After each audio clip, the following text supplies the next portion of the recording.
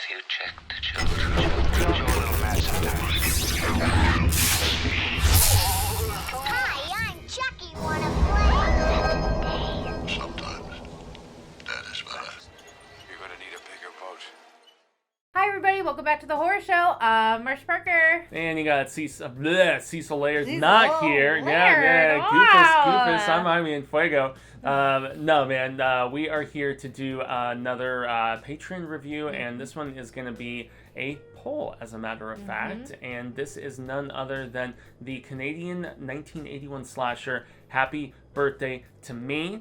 And this is one that I remember very distinctively seeing the box cover art for when I was going throughout like the Blockbuster Hollywood videos and all that different stuff when I was a kid, because there was like a skewer almost like about to go through the guy's mouth. Oh, okay. Which happened. It was prominently featured in the box art of the VHSs and different stuff like that. But yeah, this is one that I wish I hadn't read the premise, because the film itself, when you watch this, it leaves a certain twist, a mystery. But if you read the premise, you know exactly what is gonna happen in this. I didn't read anything about it. So you're in a better state than me, because we have, as far as overall impressions go, very much of the era, 1981. You know, Canadian slasher, came out the same year as another film that we're about to discuss called A Ghost Story. But many of these early time slashers were slow burns. They weren't like super gory or anything like that. The acting is very much of the era, but there is a different subplot as far as like brain trauma that we have with this particular character that actually made this a little bit more interesting than just the typical, oh, these kids are going around racing cars, like, you know, trying to drive over the, you know, bridge as it's separating, and, you know, drinking and smoking and, you know, switching off, and, you know, like romantic partners or whatever. I didn't think the acting was that bad, especially from our lead. I thought she was quite good. And, yeah, I'm glad that this is one that I can at least, you know, thanks to the poll, notch off and say, okay, a couple people here and there have said you haven't seen Happy Birthday to Me as far as, like, early, maybe influential slashers go. But I didn't love it, Marcia. Were your thoughts a little harsher than mine? Yeah. I thought so. Yeah. I expected it. I was not a fan. I mean, there were aspects that I appreciated for sure, but it was, I mean, yes, it's 1980 slasher, but it was pretty hokey and just not my bag. And I love slasher movies. I do. And there was mystery, there was intrigue, but the acting killed it, and just like the script for the actors actually for me like killed it. Dialogue. The characters were garbage people, and I guess that was kind of the point at the end of the day. But I enjoyed the ending twist, and when you finally got that payoff, it was worth it. But overall, like, it is very dated, does not hold up, and the story was, the overall, like, journey through the movie didn't feel worth it to me, I guess.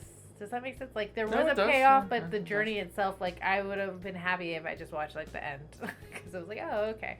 But, yeah, I don't know. I don't like it. Yeah, so... I don't like it.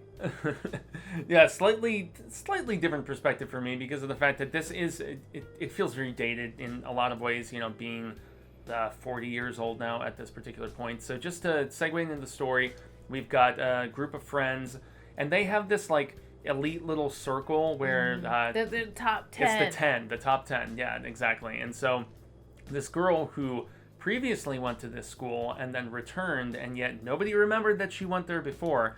So her ego is bruised a little bit, you know, because of the fact that she's like, they never remembered me, and then I left and I came back. It's like a very elite, like, college preparatory sort of school, and you know, tons and tons of money, and yet lots of like drunken, snivelly brats. And that's where I will definitely, like, give you props in your assessment there, and the fact that a lot of these characters just aren't likable, aside from our lead, you know, all of the different friends who, and once again, the fact that there is this weird, like, romantic circle of, like, passing off, like, one guy to another girl and so on and so forth. It's like, okay, we know you're all friends, but no, it was just very, very kind of peculiar in that fact to me. But so people start getting killed, as you would expect with this being a slasher, and it's trying to figure out who amongst this circle of friends might be the perpetrator. You've got kind of an asshole dirt biker guy. You've got like a super party boy, kind of weightlifter jock. You've got a super nerdy drinker guy. You've got some other dude who goes around with his little rat or mouse or whatever the heck it is. So you have lots of tropes and token sort of characters, as Marcia mentioned in our last review, but none of them are really fleshed out enough for you to care and give that much of a crap when they die.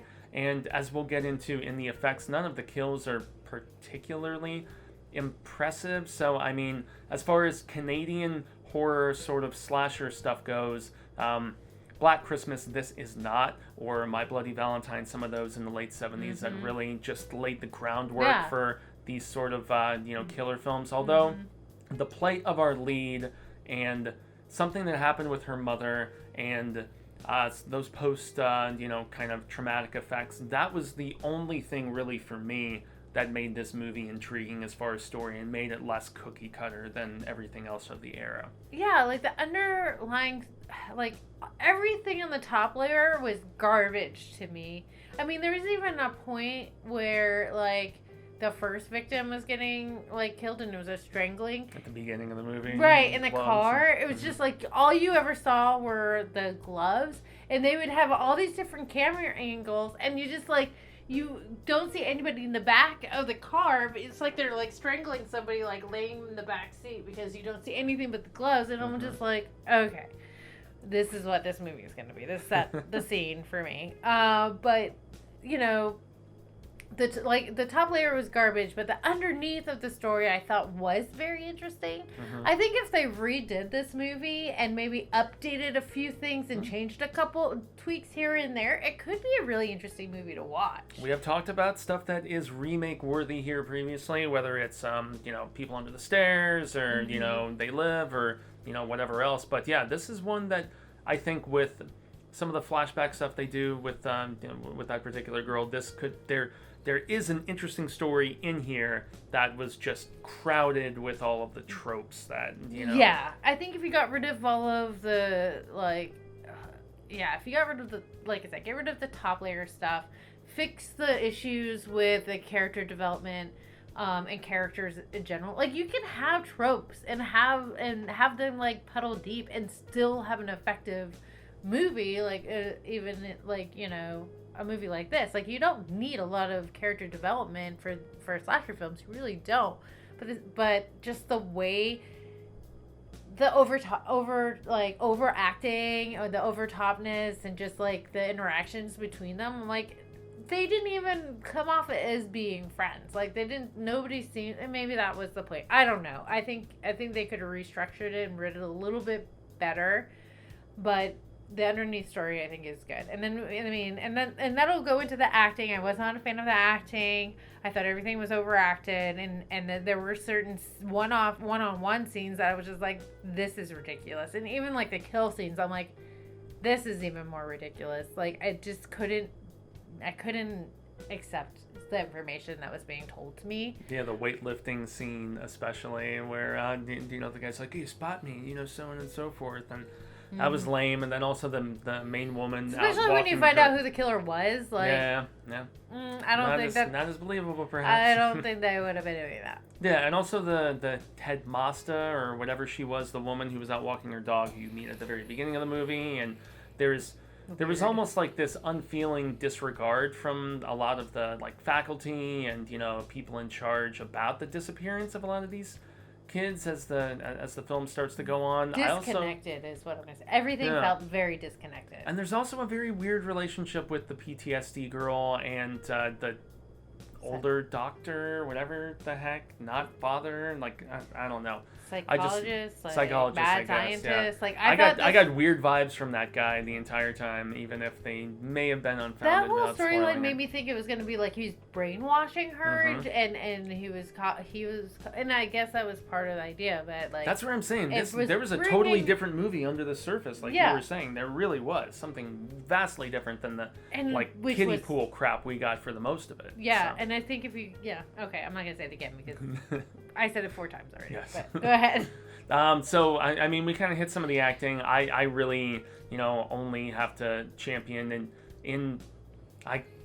Okay, I guess I can't say that because that is a spoiler. It was about a multi-role sort of thing that we get from our lead lady. Yeah. Can't really talk about that, but effects-wise, the kills are pretty lackluster. Yeah. Aside from two bits in particular that stick out to me. One is a scene of surgery with like a head getting cut open with like the brain and everything there. I thought that like all of the medical stuff in this that we get from our lead is actually very well done, very well shot, practical, is very convincing. And then obviously our finale that you made mention of, I thought that was pretty cool. I thought it was cool, but it could have well been done. better. I think it could have been better. Yeah, this is was low budget Canadian slasher filmmaking You're right. in the early Okay. 80s, and I'll that's take where, that in consideration. Yeah, I mean, I try to be less judgmental in these particular instances. I don't know, music was goofy and very of the era. We get some disco in this, despite 81. It's funny when you see the school dance to be reminded that disco was still very much a thing in the early 80s,